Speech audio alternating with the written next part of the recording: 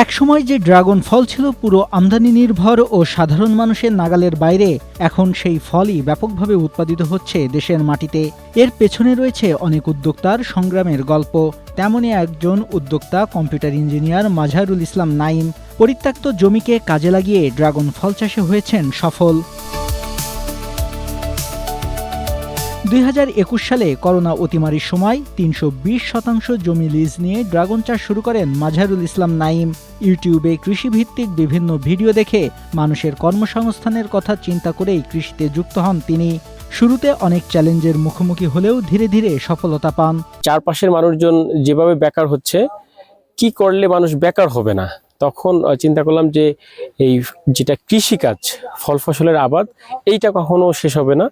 সেখান থেকে আমরা মূলত এই ড্রাগন ফলে আসা, এটা যেহেতু একটা বিদেশি ফল, এক সময় এটা মানুষের ক্রয় ক্ষমতার বাইরে চলে গিয়েছিল, 800-1000 টাকা কেজি ছিল। কিন্তু এখন আমরা এটা চাষাবাদ করার কারণে দেশেই যখন এটা উৎপাদন হচ্ছে, তখন এটা 250 থেকে 300 টাকার মধ্যে এইটা ফল চলে আসছে। ড্রাগন চাষে খরচ কম, লাভ বেশি, এমনটাই জানালেন নাঈমের বাবা। পাশাপাশি তার বাগানে এখন অনেকের কর্মসংস্থান হয়েছে।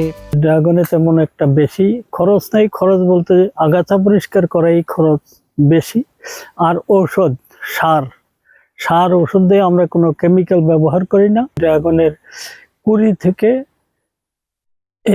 45 দিনের মধ্যেই ফল হারভেস্ট করা যায়। মাজহারুল ইসলাম নাঈমের বাড়ি লক্ষ্মীপুরের চরমণিমোহনে। বর্তমানে তার বাগানে সারি সারি ড্রাগন গাছ, আর তাতে ঝুলছে লাল টুকটুকে ফল।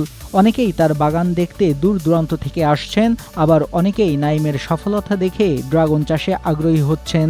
তরুণ উদ্যোক্তা মাজহারুল ইসলাম নাঈম, উনি এই যে ড্রাগন ফল চাষ করে এখানে লক্ষ্মীপুরে একটা বিপ্লব তৈরি করেছেন।